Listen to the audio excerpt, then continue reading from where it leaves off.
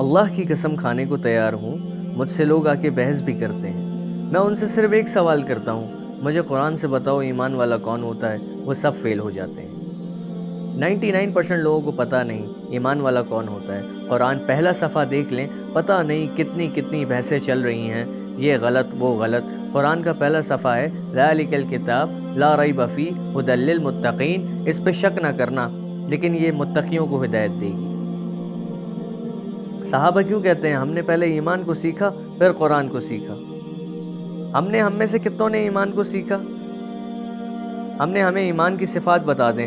اللہ کے نبی صلی اللہ علیہ وسلم پوچھ رہے ہیں، بتاؤ حارث تم نے صبح کس حالت میں کی؟ ایمان کی حالت میں۔ کہا بتاؤ تمہاری دلیل کیا ہے ایمان کی؟ انہوں نے ایمان کی نشانیاں بتائیں۔ قرآن میں ایمان کی نشانیاں ہیں، حدیث میں ایمان کی نشانیاں ہیں۔ ہمیں وہ ایمان کی نشانیاں نہیں پتہ۔ ایمان جب تک متقی نہیں ہوگا میرے پیارو، اس سے میں یہ نہیں کہہ رہا ہوں کہ قرآن پڑھنا چھوڑ دو، نہیں۔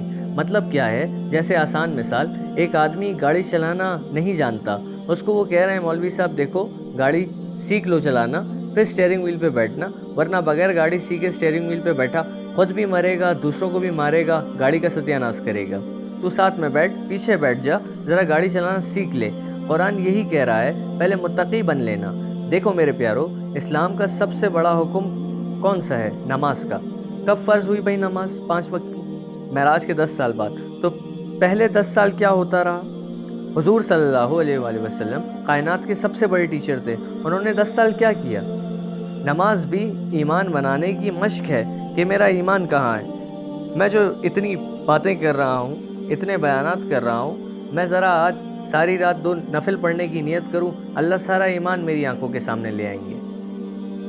جس آدمی کو موبائلوں کی محبت ہے وہ اللہ اکبر کہے گا، اس کی ہر رکعت میں نیا موبائل آئے گا، ہر رکعت میں آئے گا، میں گارنٹی دیتا ہوں۔ جس آدمی کا پراپرٹی کا کام ہے وہ کہے گا اللہ اکبر، اس کی پراپرٹیاں آئیں گی، یا فری بانڈ میں لے لوں، ایک دبئی میں بھی خرید لوں پراپرٹی۔ جس آدمی کا جو کام، کیوں؟ یہ ایمان والے کی نشانی ہے کہ جب ایمان والا اللہ اکبر کہتا ہے اس کی دنیا باہر نکل جاتی ہے، اللہ سامنے آ جاتا ہے۔ اور جس کا زبانی کلامی ایمان ہے کہ جی ابھی کلمہ پڑھا ہے، وہ مسلمان ہے ماشاءاللہ، اس کی وجہ سے اللہ دنیا کو چلا رہے ہیں۔ جب وہ اللہ اکبر کہتا ہے تو اللہ اکبر کہتے ہی اللہ باہر نکل جاتا ہے، دنیا ساری سامنے آ جاتی ہے۔ یہ نماز ایمان کا تھرمامیٹر ہے۔ 15 سال تک کلمہ نماز، کلمہ نماز، کلمہ نماز، 6000 آیتیں کلمہ اور نماز، اور 500 آیتیں احکامات کی، یہ حلال یہ حرام۔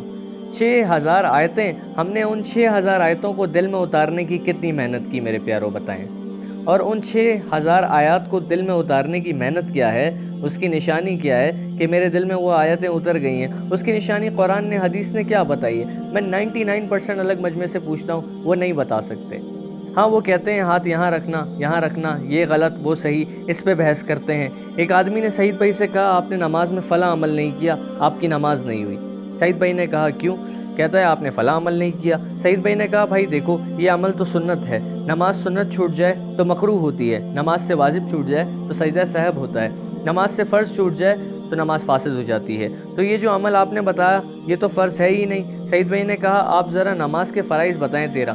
کہنے لگا وہ تو مجھے یاد نہیں۔ سعید بھائی نے کہا اللہ کے بندے تو نے صرف مسائل ہی یاد کیے، کوئی فرائض کا پتہ نہیں، 13 فرائض کون سے ہوتے ہیں؟ سعید بھائی نے کہا آپ کی مسواک نظر نہیں آ رہی، تو وہ کہنے لگا میں نے مسواک نہیں کی۔ تو سعید بھائی نے کہا تیری بھی نماز نہیں ہوئی، کیونکہ مسواک کرنا تو سنت ہے۔ اللہ کے نبی صلی اللہ علیہ وسلم نے فرمایا جو مسواک کے فائدے ہیں میں چاہتا تھا کہ وہ تم پر فرض ہو جائیں، لیکن تم پہ بوجھ کی وجہ سے میں نے اس کو تم پر فرض نہیں کروایا اللہ سے۔